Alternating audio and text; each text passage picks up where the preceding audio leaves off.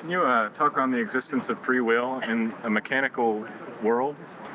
Sort of, the laws of physics are very rigorous and Yes. rigid, and it kind of doesn't make a lot of sense to me that we could have some sort of freedom when we're governed by physical particles and all of these things. You bet.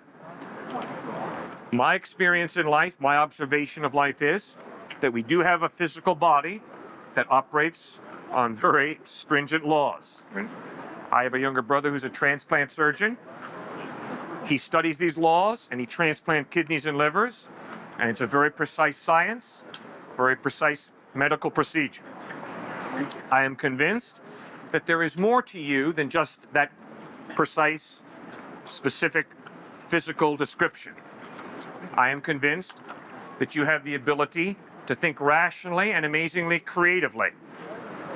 I am convinced that you have the ability to do great good or to choose to do great evil, and that you have a conscience and a rational mind, and by exercising your rational mind and your conscience, you will make decisions about whether to use your talents to slaughter or to promote life.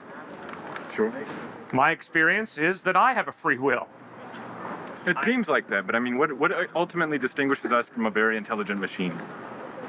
Free will? I mean, how can you prove the existence of free will? That's kind of what I'm getting at. And it seems like if you really sit down and consider it, you can't really explain it in the context of a world that's governed by physical laws all the way down to the atoms that compose your cells. Mm-hmm. So, tonight, I will sit on the side of my bed and I will judge myself. I will say, Cliff, when you spoke to that student, you got too ticked, too upset, you were disrespectful. Don't repeat that. Cliff, when you spoke to this other student, that was good. By my ability to perceive myself, to judge myself, I insist that that is an example of free will. I mean, that could be thought of as an example of like machine learning and artificial intelligence. You examine yourself and try to achieve better outcomes, and so you could see the way that you handled yourself today, and maybe you didn't get the results that you wanted, so you can reflect, and the next time you learn. And that's kind of the same thing that an artificial intelligence algorithm would do. Some of them. But my experience is, my observation of myself is, I just don't see what's the fundamental distinguishing characteristic that we have that makes us not a very sophisticated machine. The emotions maybe, but I mean, you can't really prove that you have an emotion. You can feel it inside of yourself, but I can't prove that to you that I feel anything. What I'm saying is, internally you know that you have free will, but how could you write it out on paper and prove it to someone else? You can't. And if anybody tries to maintain that they live their life based on proof, I think they're lying to themselves and to you. We don't base our lives on proof, we base our lives on evidence. Sure. I mean, it feels like you have free will. That's for sure. Well, not only that, we base our legal system on it. Right. I mean, that could be a problem. But I think it'll be a problem if we don't base our legal system on free will. yeah, you're right. There's not much else you could do, but yeah, I was just wondering if you've had any answers for that. It's a hard problem. I've been talking to some Christian friends of mine, and I can't seem to get my brain around it. I'm trained as a physicist, so I can't seem to understand what I have that makes me free. Because it seems like all of the particles in my brain are governed by laws. So my thoughts must be in some sort of a sense describable in some sort of complicated equation. So I kind of have a hard time going to faith because I think faith needs for me to be choosing, and I don't see myself as a choosing being. I see myself as a very complicated robot.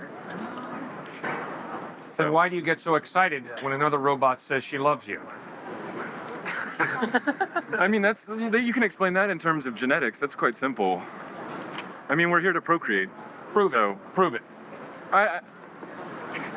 Prove it. I guess I can't. You obviously can't. Right. In fact, there's nothing that you've just said to me that you can prove.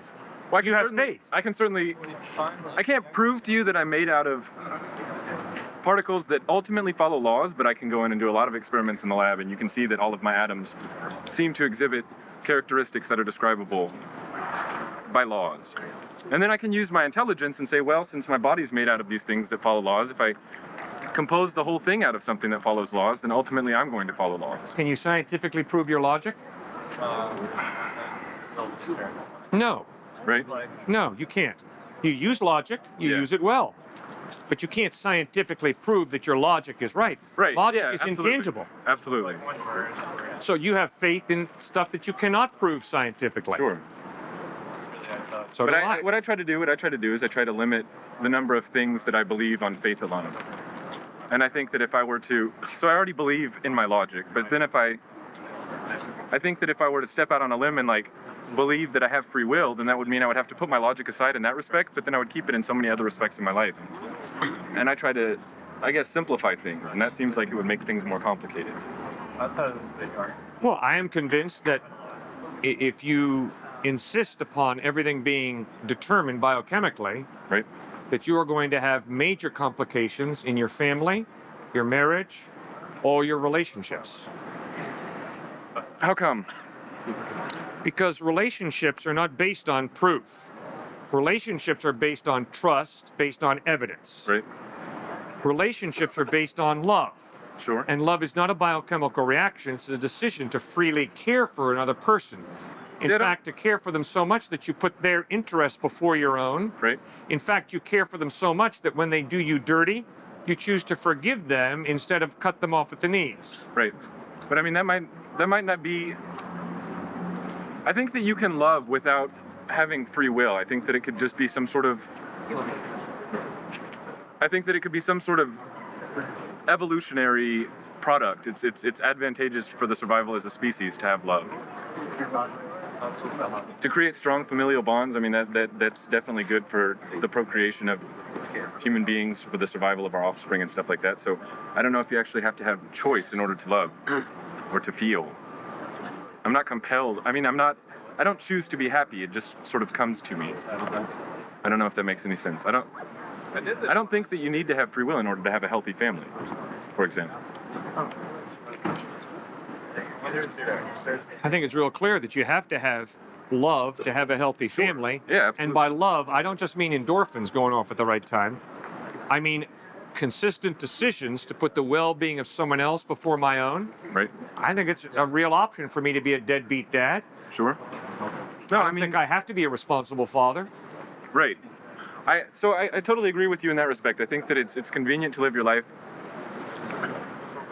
like you have a choice. That's probably why our legal system is based on the idea of people having choices, because it helps you make sense of the world you live in. But I don't know if fundamentally it's a real thing. Like I choose to forgive my girlfriend whenever she hurts me, and I love her, and I feel these things for her, and I choose to treat her in certain ways. But I use the word so that I can communicate to you effectively. I don't know if there's ultimately a choice on my part. I might be completely compelled to treat her in the way that I do because of, the fact that we match up biochemically or something. We're going to have good offspring. So I think that I use the word choice so that I can explain to you what goes on inside of me internally, but I don't know if there's actually a real choice that takes place fundamentally. And I think that kind of thing is really necessary if you're going to have true religious thought. So why don't you date your computer? Because it doesn't give me the response that she does. I mean, that's obvious. No, it's not obvious. When I was at MIT, there was a guy dating his computer. Well, thank God they keep the wackos up in Boston. So, it's an incredibly judgmental statement. No, I mean, the reason I don't date my computer is because it doesn't give me the same feedback that my girlfriend does.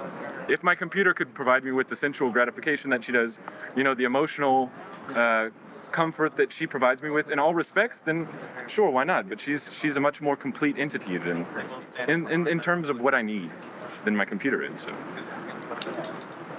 I don't think that proves that we have a choice. Is there anything wrong with brainwashing a person? I don't know, because then, I mean, I think once you start talking about right and wrong, you kind of need an absolute morality, and I don't know if I've developed something like that yet. So I would say yes, but I don't know fundamentally if there is. What are you getting at? Free will. Right? I mean, obviously, if we don't have free will, obviously, if what you say is right, then there's nothing wrong with brainwashing. I mean, because they never had a free will in the first place. So if you brainwash them, you're not doing anything wrong. Right. Well, I mean, if you don't have free will, it's kind of hard to even talk about morality, period. Isn't it? Yeah, it's hard to have personal responsibility and all of those things. So Exactly. I mean, it's a good concept to have, and I think it's necessary for our society to function. But I don't know if it's a fundamentally real thing. So what are you going to do if your girlfriend gets murdered? I'll be upset. I mean, that's obvious, and I'll be angry. I mean, I'll feel things. It's not like I'm a cold, emotionless thing just because I don't believe in free will. I still have the same feelings that you do. It's just I don't know if I am a choosing thing. I mean, I just might have a different conception of myself than you do. It doesn't mean that I'm cold. It doesn't What's mean that wrong with being cold? What's that? What's wrong with being cold? I can't make myself feel the things that I feel. I love her because I do. I didn't choose to love her. I just did. I saw her and I thought she was beautiful, and she treats me really well. And I didn't actively say I'm going to love her. It just happened. I don't know if there's anything wrong with being cold. So you'd never marry her, would you? Sure I would. I mean, it's a good idea. I think that it'll be good economically for the two of us. Well, what happens if it stops being economically beneficial for the two of you? And what happens if you all of a sudden one day wake up and don't have those same feelings gyrating through your body that you once did? You mean like the emotional connection and the physical? Then I think that we would go our separate ways. Mm-hmm. I mean, that just is a pragmatic way to deal with the situation. Mm-hmm. Does that have anything to do with free will? I don't know. Do you think your mom and dad were ever tempted to say, you know, this little baby's a pain in the neck. I hate changing diapers. And the way this baby keeps me up late into the night is a pain in the neck. So why shouldn't I discard this baby? Think they were ever tempted to do that? Yeah, absolutely. But I think that they check themselves because that wouldn't, I mean, they would go to jail, obviously, and there's all types of repercussions for doing something like that. You can't do that because our society is not structured in such a way to do that. But I'm sure that in other more primitive societies, people did disregard or discard their babies after they didn't want to deal with them. Again, I don't know if this is speaking on the problem of actually like getting to whether or not we have a free will. People behave in weird ways, but I don't know if that means that we're like not mechanical. I mean, Well, sir, the world that I live in, I can't speak for you, but the world that I live in is comprised of individuals who at times exercise their free will in a highly responsible way. Sure. And that's why I have the utmost respect for them, be they a Gandhi or a Dr. Martin Luther King. And then other people choose to exercise their free will in a highly irresponsible way, as I would define it, be they members of the KKK or the guy who shot Dr. Martin Luther King. And I am keenly aware of the fact that at times I could cut someone off at the knees, but instead I exercise my free will and choose to do the opposite of what my natural desire is, and I choose to forgive. And I deal with people who've experienced guilt and regret the decisions they made, and I deal with people who are very proud of other decisions they made. So, sir, that's the world that I live in, and the world that I live in obviously is filled with people who have free will, and they feel very responsible for the decisions they make, and at times they're very embarrassed by the irresponsible decisions they make. Sure. They judge themselves. I judge myself. So, I don't know. Hard question. For me, it's maybe it's a no-brainer. For me, based on my observations of human beings and my observation of myself, I think it's rather clear that we have free will. Okay. Well, I guess I'll keep thinking about it. Yeah, thanks a lot. Thank you. You believe that God exists because you exist, right? Because the world exists. No. The universe itself. That's your evidence? No, I believe that God exists because order and design exist, Complex. demanding an intelligent mind. I believe that God exists because I have a conscience that informs me of moral absolutes. There's got to be a moral lawgiver. I believe that God exists because the Big Bang tells us there's a beginning to the universe. Everything that has a beginning has a cause. The universe has a beginning, therefore the universe has a cause. That's the type of evidence that convinces me God exists. So why doesn't there have to be a cause for God itself? Good question. Because God doesn't have a beginning. He has no beginning or end, right? Exactly. And it used to be thought that the universe was eternal. But the Big Bang shows us, no, the universe is not eternal. Well, the Big Bang doesn't necessarily tell us that the universe isn't eternal. Absolutely, yes. At this point, There could be, technically multiple universes. no, that's not what the evidence points to. It's not the. No, maybe if the evidence comes up tomorrow or tonight that that's true, fine. But at this point, the evidence is before the Big Bang, there was nothing. That could change tomorrow, I know that. But today, the evidence is before the Big Bang, there was nothing.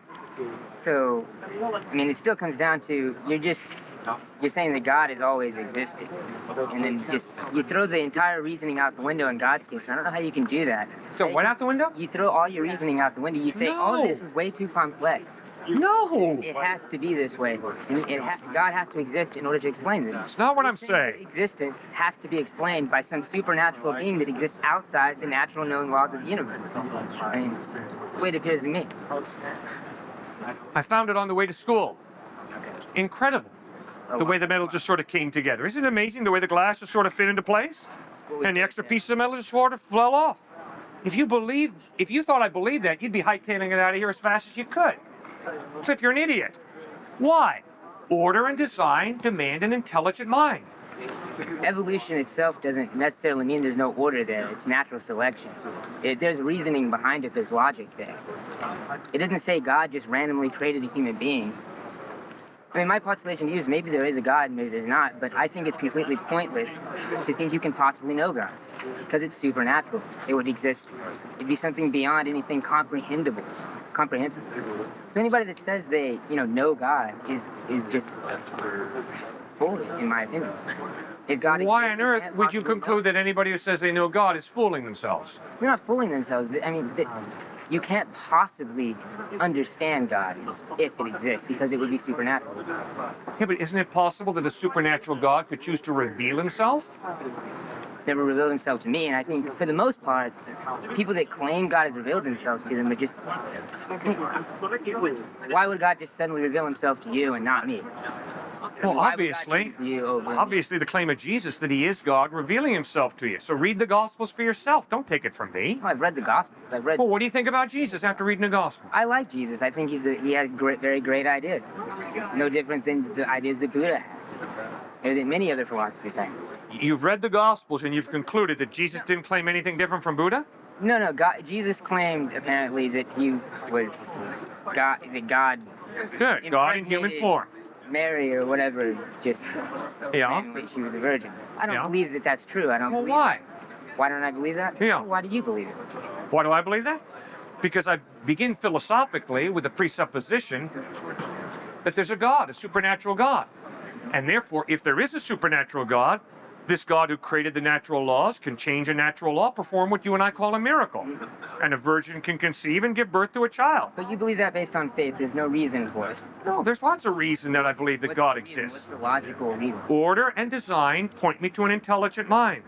The beginning of the universe points me to a cause. Moral absolutes point me to a moral lawgiver. But still, like you said, God exists, correct? Yeah, that's evidence that God exists.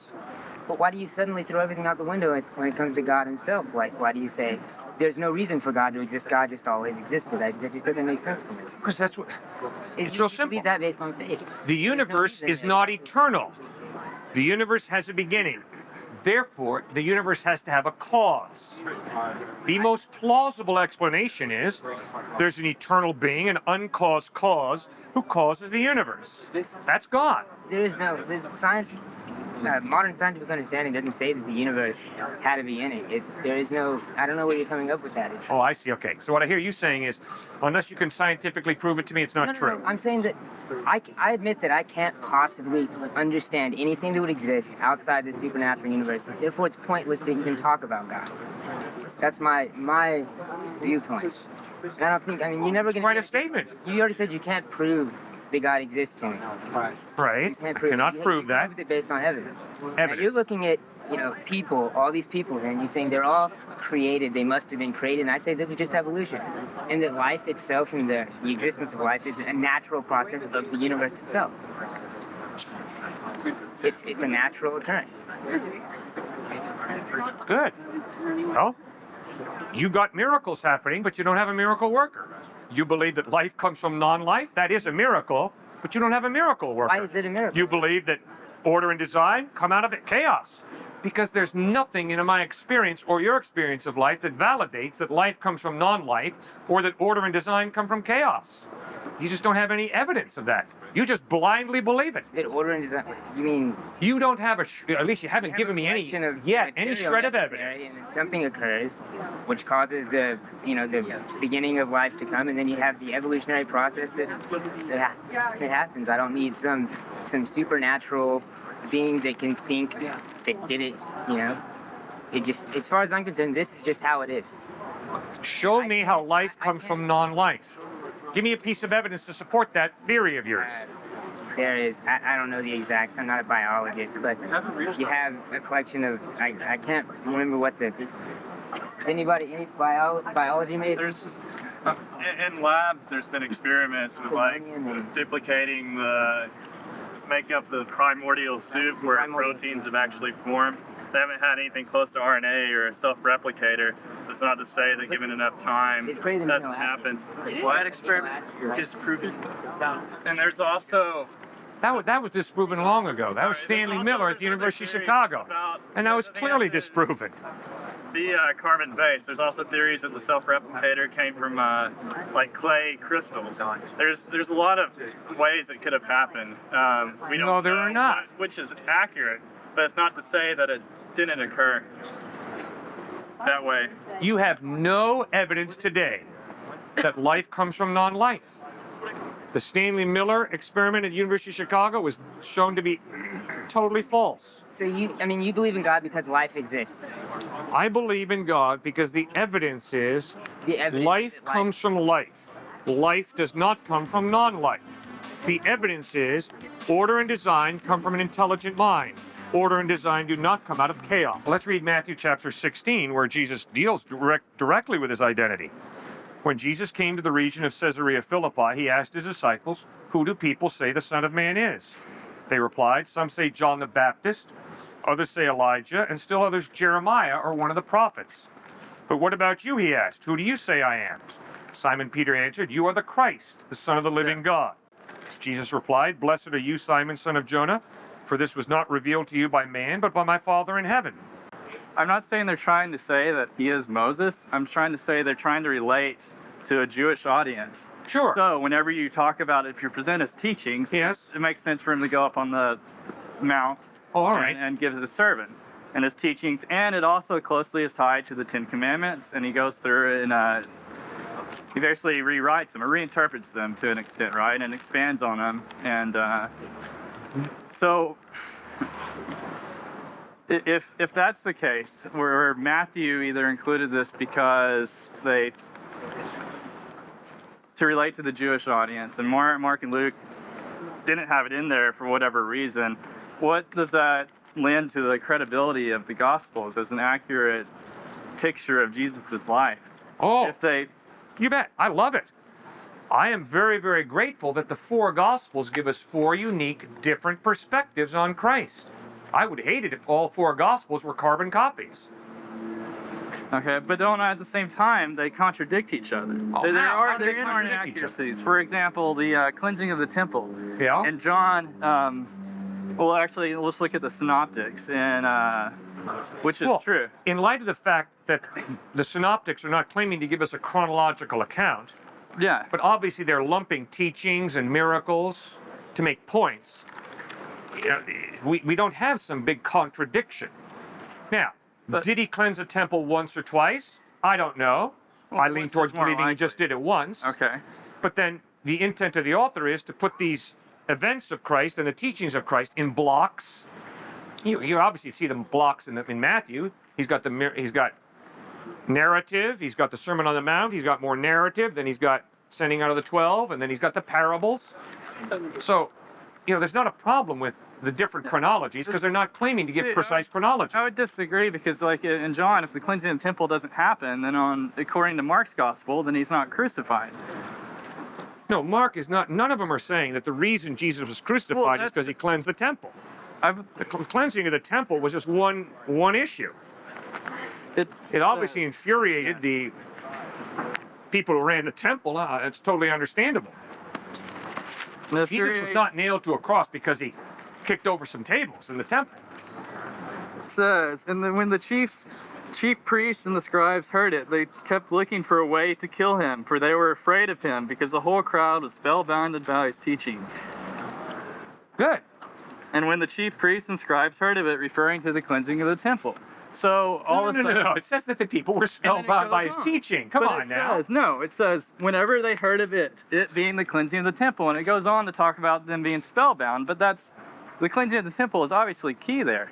Well, it's one of the incidents that really galled the Pharisees and Sadducees. Did it happen after the triumphant entry into Jerusalem, or did it happen earlier in his life?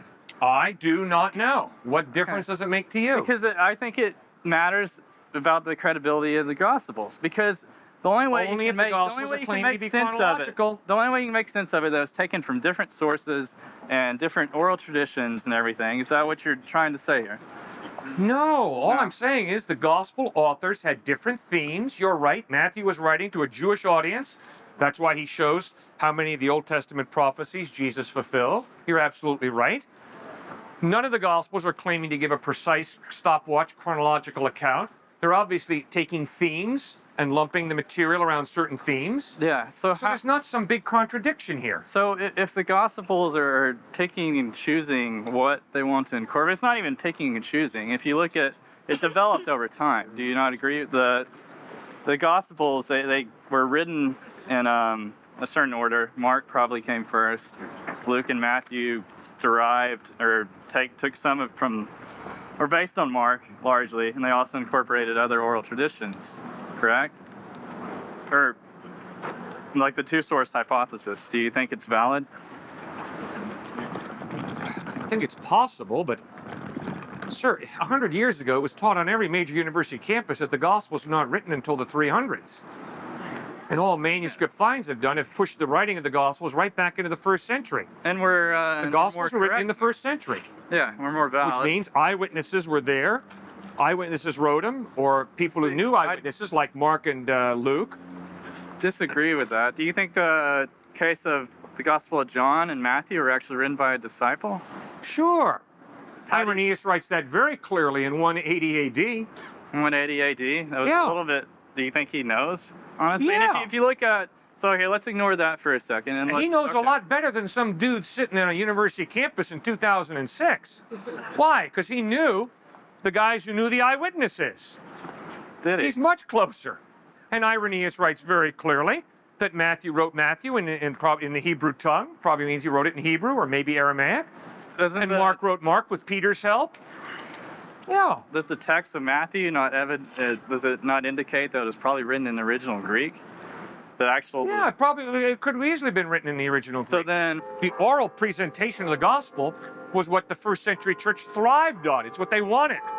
Then, as the disciples started getting older and started dying, the importance of the written record was highlighted.